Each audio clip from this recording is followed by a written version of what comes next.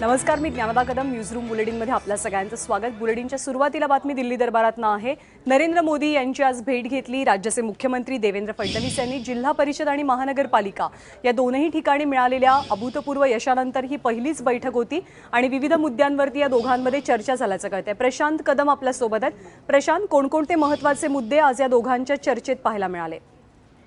ज्ञानदा, खरं तर मुंबईत महापौर कोणाचा असणार आणि शिवसेनेसोबतच्या युतीचं राज्यातलं भवितव्य नेमकं काय असणार, नेमके हे दोन प्रश्न जे आहेत ते सगळ्या राज्यामध्ये चर्चिले जात असतानाच आज या पार्श्वभूमीवरती मुख्यमंत्री देवेंद्र फडणवीस हे दिल्लीमध्ये आलेले होते आणि आल्यानंतर त्यांच्या 2-3 खरं तर सरकारी बैठका होत्या. मात्र त्या बैठकांच्या ऐवजी पहिल्यांदा ते थेट 7 लोककल्याण मार्ग हे जे पंतप्रधानांचं निवासस्थान आहे या ठिकाणी पोहोचले आणि जवळपास 1.5 तास या दोघांमध्ये चर्चा झालेली आहे.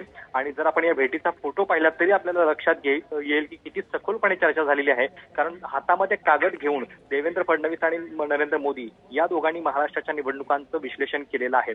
या भेटीनंतर पत्रकारांशी बोलताना देवेंद्र फडणवीस यांनी असं सांगितलेलं आहे, म्हणजे अनौपचारिक गप्पामध्ये ते असं म्हटलेत की मुंबईच्या युतीबद्दलचा निर्णय जो आहे तो अजूनही झालेला नसला तरी योग्य वेळ आल्यानंतर चर्चा सुरू होईल अशा पद्धतीचा विश्वास जो आहे तो भाजपला आहे. शिवाय सध्याच्या अविश्वास ठरावाच्या चर्चा सुरू आहेत आणि सरकार अस्थिर करण्याचे जे प्रयत्न विरोधकांनी सुरू केलेले आहेत अधिवेशनाच्या पार्श्वभूमीवरती, तर त्याच्याबद्दल आपण निश्चिंत आहोत आणि 5 वर्ष या सरकारला कुठलाही धोका नाहीये.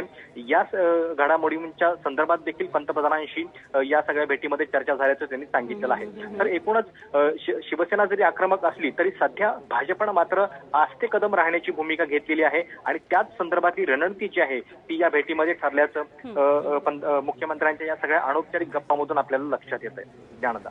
प्रशांत, धन्यवाद या सगळ्या सविस्तर माहितीबद्दल.